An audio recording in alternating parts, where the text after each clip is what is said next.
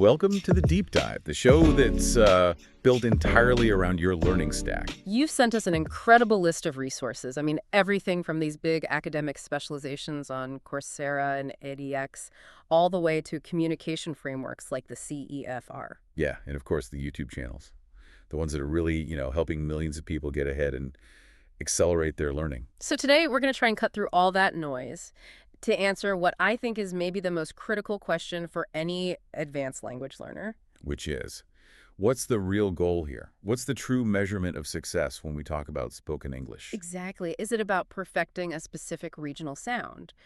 Chasing that elusive native accent? Or is it just about being clear, achieving that crystal clear, robust pronunciation that just guarantees you're understood, no friction? Right, regardless of who you're talking to or, where they're from. And our listener is clearly very motivated, very focused on that strategic acceleration.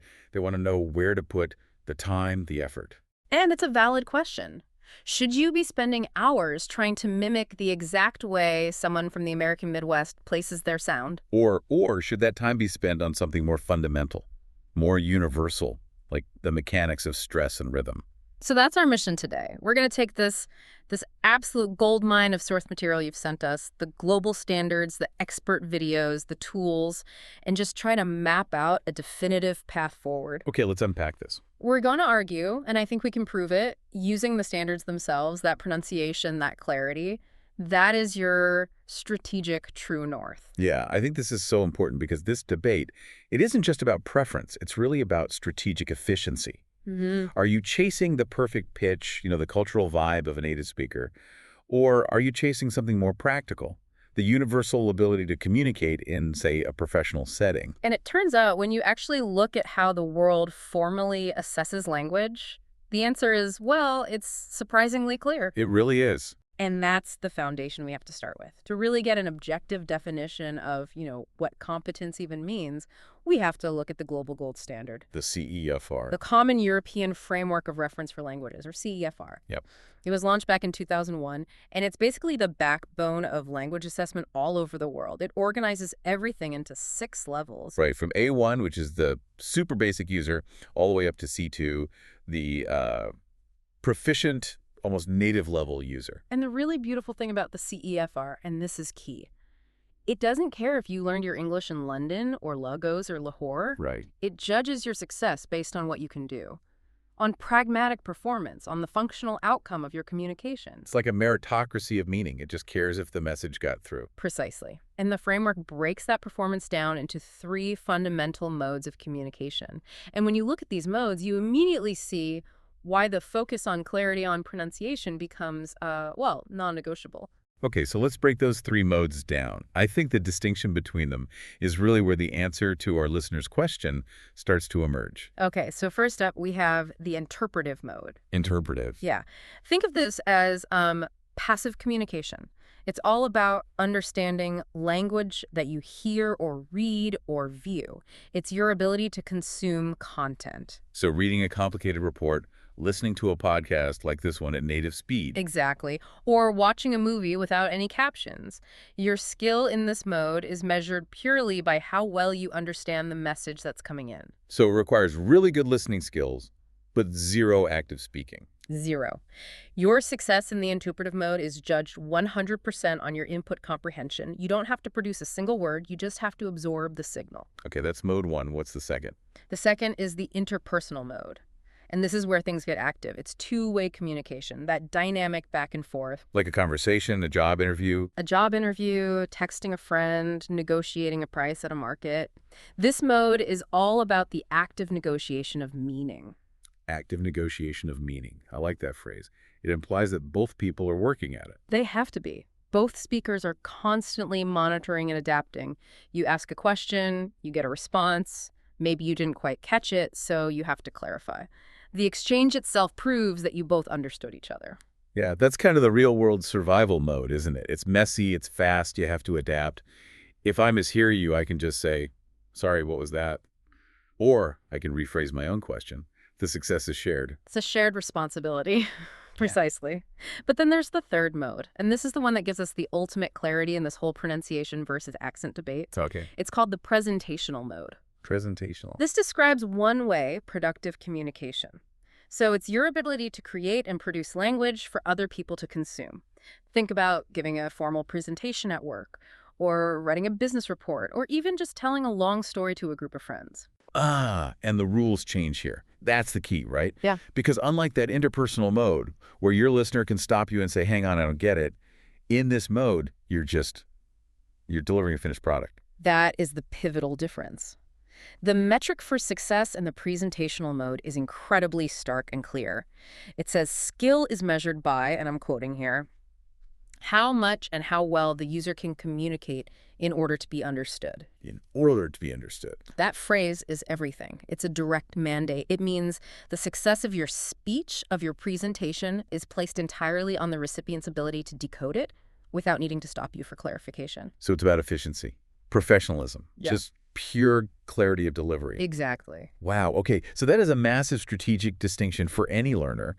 The entire global framework, the standard, cares most that your message lands clearly and efficiently. It just instantly moves the goalpost. It takes it away from the aesthetic quality of your voice, your accent, and it puts it squarely on the mechanical quality of your speech, your pronunciation. An accent is subjective. Clarity is objective. Exactly. And, we can trace this emphasis on clarity all the way down to the very foundations of learning, right down to the A1 level, the breakthrough level. Okay.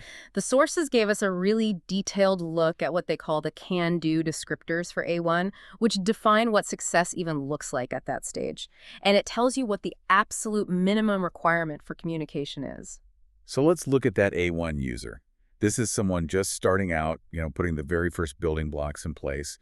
What does successful communication look like for them? Well, for an A1 user, communication is described as hesitant, halting. Makes sense. And it's heavily, heavily dependent on the person they're talking to. The listener has to speak slowly and clearly, and they have to be prepared to repeat or rephrase things. So the burden is almost entirely on the listener. It is. The learner is expected to handle really basic things like asking and answering simple, predictable questions. What's your name? Where do you live? Yeah. That kind of thing. Which means the success of that whole exchange relies fundamentally on the listener's patience and skill, not really on the A1 speaker's ability. Absolutely. The listener is providing this huge communication buffer. And here's the really profound detail from the sources that just nails this point home. It's about the precedence of just basic comprehension over any kind of refined sound. What is it? At A1, the learner relies significantly on nonverbal cues. The official descriptor says an A1 user can understand and express their emotions in basic language with the help of facial expressions or gestures. Wow. So the earliest measure of success isn't like getting the sound right or hitting the perfect pitch on a vowel. It's just being able to pair a really simple phrase with a universal human gesture. Like a nod, a frown, pointing at something. Yeah. Anything to make sure that you're both on the same page. Mutual understanding. That's right. And this reliance on nonverbal skills, it proves that the CEFR is grading your communicative effort, your intent, way above any kind of phonological perfection. The goal is clarity. And if your voice isn't ready, well, the universal language of human interaction, your body language, is an acceptable substitute. So clarity comes first, perfection is way down the road. This just confirms that the entire journey, from A1 all the way to C2, is a steady movement toward making that clarity happen with your voice, not just with your hands. It's an invaluable grounding. It tells any learner, focus your precious time and energy on the core mechanics that support that presentational mode. Clarity first, clarity always. Okay, so moving on from that standardized framework, let's pivot to the incredible tools that our listener has gathered, the actual learning platforms that are designed to forge these mechanics. Because this is where we see that focusing on pronunciation is treated as like a discrete, trainable, almost scientific skill. Here's where it gets really interesting. The sheer volume of expert-led instruction out there, it just confirms that pronunciation is, in a way, an engineering problem. It's something you can isolate and train completely separate from a cultural dialect. It moves us from theory into the practical how-to. It really does. So I want to start with Rachel's English. That's a resource that was mentioned, specifically targeting American pronunciation. And she's profiled as an expert who's really dedicated to refining pronunciation and speaking natural English. But her background is what really caught my eye. She's a classically trained opera singer. Right. And that's not just a fun fact. That is a critical piece of the puzzle. Opera training means she has this incredibly specialized expert knowledge of vocal mechanics. Breath control, Right. diaphragmatic support, sound placement, airflow. Exactly. All the physical stuff required to produce difficult sounds correctly. Her expertise is in the physiology of speech, not just, regional quirks. Which means she's in a unique position to help students master the physical acts needed for certain sounds, like that classic American R coloring, or making sure your vowel sounds are resonating in the right place. Yeah, these are often the biggest barriers to clarity for non-native speakers. She's not just teaching an accent, she's teaching the mechanics of clear speech. And those mechanics are necessary for any native-sounding English, no matter the region. Exactly. Her goal is to help students get that natural flow, that confidence, that clarity. And confidence is so key because once you master the mechanics, you stop feeling anxious about whether or not people can understand you. We also saw Jennifer ESL mentioned. She covers American English, too. Right, and she integrates pronunciation training right into her broader lessons. She treats it as an essential piece, right alongside grammar and vocabulary, which just proves its necessity for, functional mastery. But to see the real, academic depth of pronunciation training, we have to look at the specializations on platforms like Coursera, especially the ones backed by big universities like UC Irvine. They don't just teach English, they dissect the sound system scientifically. And that depth just validates this whole idea that pronunciation is a hard science. UC Irvine has a whole specialization called the Pronunciation of American English. A whole specialization. And the courses inside it, they break the skill down into these tiny granular components. You've got targeted courses on vowels of American English pronunciation and another on consonants of American English pronunciation. I mean, that's just straight up acoustic training for your mouth. It is, but where it gets really complex and I think really interesting is when they start talking about rhythm and flow. Right. The specialization also has courses on the music of American English pronunciation and tricky American English pronunciation. What does the music actually mean for a learner? So this is where we move beyond just making individual sounds, the phonemes, and we get into prosody, which is absolutely essential for clarity. The music basically refers to three main things: stress, rhythm, and intonation. Okay. And without mastering that music, you could pronounce every single word perfectly, but you would still be hard to understand because you'd sound kind of staccato, unnatural. Can you give us an example? Like, how does that specifically impact whether or not someone understands you? Absolutely. Let's take stress. English is what's called a stress-timed language. That means certain syllables get emphasized and others get reduced or swallowed. Okay. Think about the word record, R-E-C-O-R-D. If it's a verb, I need to record this, the stress is on the second syllable, record. But if it's a noun, I'm listening to a record, the stress is on the first, R-E-C-O-R. Oh, I see. If you stress the wrong syllable, you literally change the meaning of the word. And that forces your listener to stop and try to figure out what you meant. Clarity is lost instantly. Okay, that makes perfect sense. So what about the tricky American English pronunciation part? What kind of linguistic engineering are we talking about there? So that course likely focuses on things like linking, reduction, and the schwa sound. Right. Linking is crucial for flow. Native speakers, we just run our words together. We don't say cat and dog. We say something that sounds more like cat and dog. If you try to pronounce every single word boundary, you sound robotic. And again, you lose that natural rhythm the listener is expecting to hear. And the schwa sound. That little unstressed huh sound. It seems so insignificant, but it's everywhere. It is the most common vowel sound in the entire language. Its symbol is hes.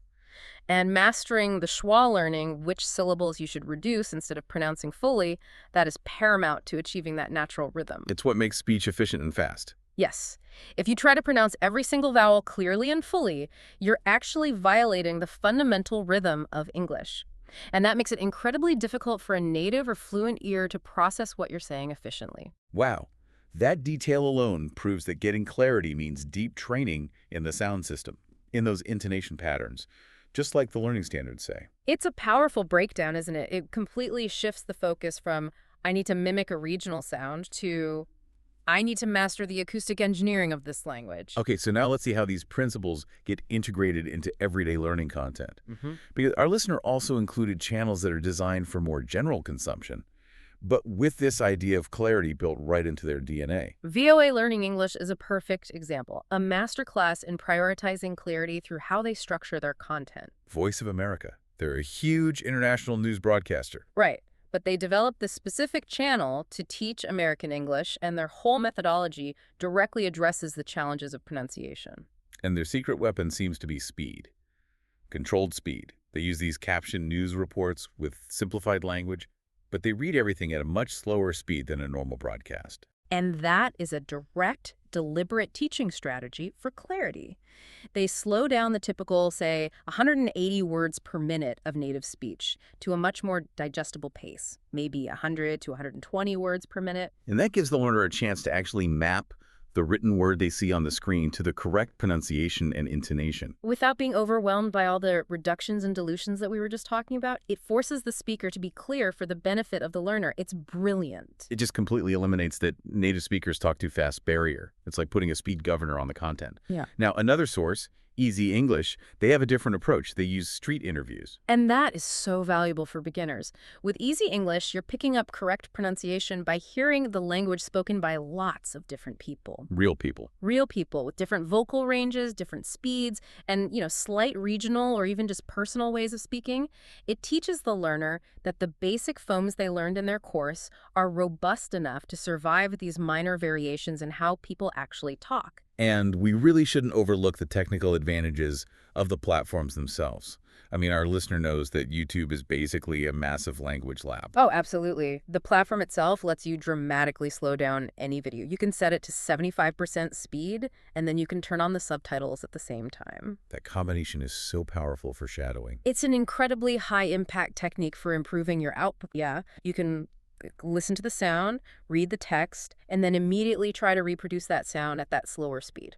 It trains your auditory memory and your muscle memory at the same time. You're matching sounds to text, training your ear, and correcting your own pronunciation in real time, but in a way that isn't overwhelming. Exactly. So the tools are undeniably focused on refining the engine of speech, the pronunciation mechanics, but we do have to address the elephant in the room. Mm-hmm. If I spend all this time mastering, say, schwa reduction, won't I inevitably start sounding like an American or a Brit anyway? Doesn't focusing on rhythm inherently push you toward one specific accent? That's a very fair challenge. And, it's entirely natural for a dedicated learner to want to sound native. When you put so much time and effort into a language, you naturally want to adopt its cultural markers, and the accent is the most obvious one. And the reality is, the resources out there, they absolutely cater to this preference. They do. The marketplace basically lets you choose your flavor, British or American English, and then you can commit fully to that sound. We see clear examples of this. If your preference is for British English, you've got these heavy hitters, like BBC Learning English, a British institution producing content by native British experts. And then there's a guy like Mr. Duncan who broadcasts live lessons and speaks with a very distinct upper-class British accent. And that's a deliberate choice. It's part of his brand, and it's for the learner who's looking for that specific regional sound. And on the other side of the pond, the American market is just as robust. For sure. We already talked about VOA Learning English and Jennifer ESL, but then you have someone like Lingua Marina who's just a huge source of motivation for people. She has a great story. An amazing story. Born in Russia, moves to the U.S., and teaches herself to speak English like an American. Her channel is specifically for those people who have a strong cultural or lifestyle goal. Maybe they're dreaming of relocating to the U.S. For them, the accent is tied directly to a life goal. So the sources basically prove that picking an accent is a lifestyle choice, a preference. It's an optional layer you can add on. Right. It's not a mandatory requirement for competence, and you see this reinforced even in professional tutor marketplaces. Like Preply. Exactly. Yeah. Platforms like Preply are built for customization. They have filters that let you sort through thousands of one-on-one tutors by their country of origin. You can find someone with the exact accent you want to practice. You can. It just confirms that the accent is the choice. The underlying clarity, though, that's the necessity. But the really big strategic point here, we have to counter that psychological pressure that so many learners feel to get a perfect native accent. And we do that by looking at the global reality of English today. Yes. English has evolved so far beyond being just the language of the UK or the US. It is a true global lingua franca. The sources estimate that about 1.5 billion people worldwide speak English. That number is just staggering. But it's the implication of that number that really matters here. The implication is that the vast majority of those 1.5 billion speakers are non-native, Right. which means the most common English communication scenario in the world today is not a native speaker talking to a non-native speaker. It's two non-native speakers talking to each other. Exactly. It's a German engineer talking to a Japanese client. It's a Brazilian scientist collaborating with a Polish researcher. And in those crucial conversations, the ones in business, technology, travel, the ones that make the world go round, nobody is grading your cadence against a specific regional dialect. Nobody cares. They only care that your pronunciation is clear enough to get complex information across without mistakes. Functionality is everything. It's paramount. English is a pluricentric language now. It has many centers. So the pressure to sound like you're from one specific region is, frankly, strategically inefficient if your goal is global communication. Your main goal is just making sure your message lands with maximum clarity on the diverse ears of those 1.5 billion other speakers. Okay, so we've established that clarity is king. Based on the CEFR, we know we can train the mechanics of clear speech with all these expert-led tools. So the final piece of the puzzle is application. How do we take all this and build genuine conversational confidence? How do we make that clarity automatic? Well, the consensus across all the learning advice is pretty unequivocal. Fluency accelerates with active production. You have to speak. You have to speak. You can watch all the Rakel's English videos in the world, but until you open your mouth and consistently produce the language, those mechanics are just going to stay theoretical. And this is backed up by research, right? Yeah. We saw that study from the University of Wisconsin-Madison. We did. It showed that language learners who do regular speaking exercises just flat out outperform the ones who only stick to comprehension, to listening and reading. Comprehension builds passive recognition, but speaking builds active, repeatable clarity. And this is where the modern digital world is just incredible. It's created all these low-pressure playgrounds where you can practice your production. We're talking about language exchange apps. Dedicated systems designed to get you talking. Right. And they force you out of your comfort zone, past just texting and into live speaking practice. Now let's look at how they do that. Speaky was one mentioned. Yeah. Speaky is designed for instant connections. It connects you really quickly with other users who are online right now. It's all about accessibility and immediacy. And then there's the Mixer, which is a bit different. The Mixer is a website, and it's specifically designed to solve that common problem where language exchanges just turn into writing practice. Which happens all the time. All the time. So they facilitate connections specifically to platforms like WhatsApp or Skype for mandatory live speaking practice. And then Lingbei takes it even a step further. Lingbei is almost entirely focused on real-time voice calls. And it has this cool gamified reward system. You earn credits, they call them lingos, by helping other learners with your native language. And then you can spend those credits on practice sessions with native speakers of the language you're trying to learn. The genius of these platforms is the convenience. If you have 5 minutes between meetings or you're on the bus, you can be actively practicing your pronunciation. They turn what used to be passive study time into active production time. And that's essential for hardening those new phonological rules you've been learning. But just speaking isn't enough, right? Yeah. Active speaking is only half the battle for clarity. The other half is getting accurate, consistent feedback. Yes. Because the danger is practicing a sound incorrectly so many times that the mistake just becomes permanent, fossilized. Precisely. Online platforms are great for giving you instant feedback on grammar. You do a quiz, you see your mistake, you fix it. But refining pronunciation, that really needs a critical human ear. So a key tip is to actively seek feedback. You have to ask for it. Share a recording, and specifically ask for honest critiques on your pronunciation. Don't just assume your partner is going to correct your sounds. Most people are too polite. You have to tell them you want the feedback. And that brings us right back to that note of caution in the sources about practice partners. While practicing with other non-native speakers is great for confidence, for overcoming anxiety, There's a warning. the warning is clear. Beware. The lower the level of your language partner, the more likely you are to pick up bad habits. And this is a massive strategic error that can just stall your progress for years. And what are these bad habits or those fossilized errors we mentioned? Mispronunciations, incorrect stress patterns. That you practice so consistently that they just become automatic. For example, if you always substitute a difficult V sound with an F sound because it's easier and your non-native partner doesn't really hear the difference, that error can become permanently ingrained. Non-native partners often just lack the, the auditory acuity. The auditory acuity to spot those subtle phonological mistakes. So they let them slide, and the errors harden into these unbreakable habits. And that's why an investment in professional feedback is so valuable. Using a service like Priply, filtering for professional tutors, that means you're getting high-quality professional correction. From someone with the trained ear to spot the exact moment your schwa reduction goes wrong or your stress falls on the wrong syllable. And they can give you a customized plan to break those fossilized errors. Right. And finally, mastering clarity through pronunciation, it just requires consistency and dedication. This is not a 30-day course. No, progress comes from putting in the time regularly, Right. even if it's just small chunks like a 5-minute speaking exercise every day. The sheer repetition of clear, correct pronunciation builds muscle memory.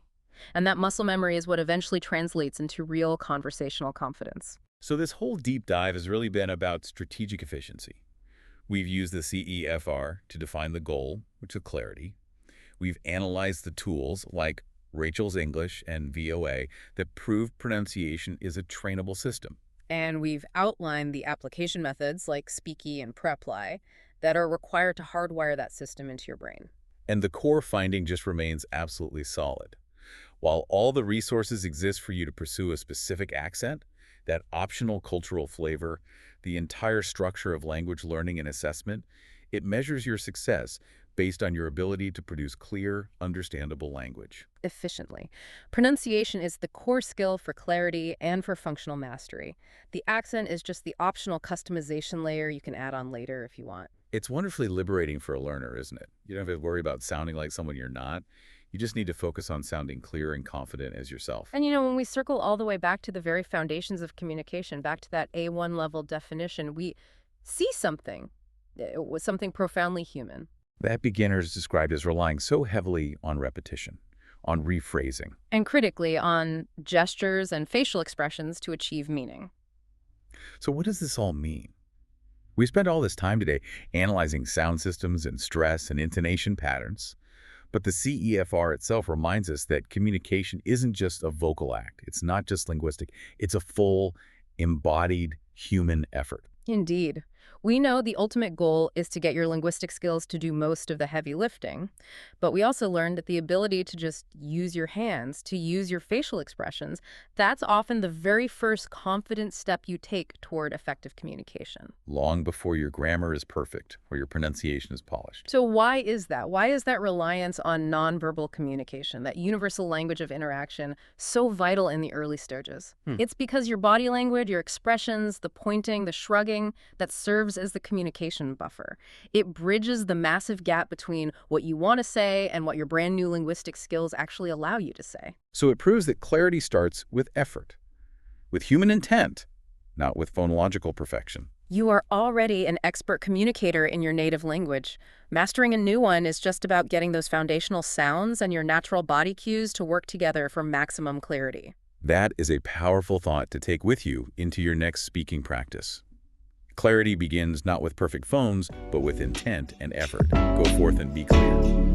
Thanks for joining us for this deep dive.